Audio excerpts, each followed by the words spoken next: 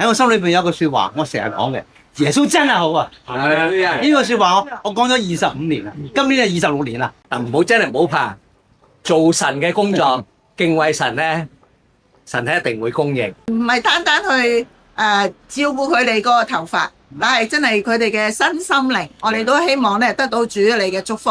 主啊，你配得受讚美，我們要來讚美稱謝敬拜和頌揚我。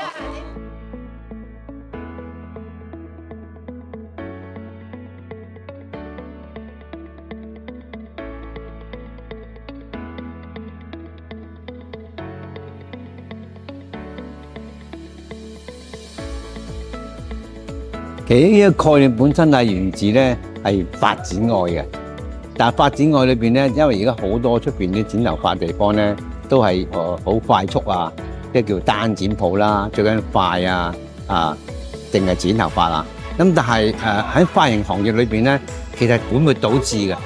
髮型行業裏邊咧，剪頭髮咧係一個同啲民生嘅生活好有關係。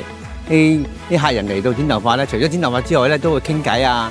我傾下啲日常家事啊，生活瑣碎嘅事啊，開心唔開心啊，係彼此嘅分享嘅。但係自從咗單剪髮之後咧，就變咗大家都唔講嘢，純粹一個剪頭髮嘅交易就完成啦。咁變咗好多人咧，就心裏邊即係嚟剪頭髮嘅人咧，本身裏邊有啲開心唔開心咧，都冇人同佢分享到。咁但係我哋今次咧就開呢間愛剪髮。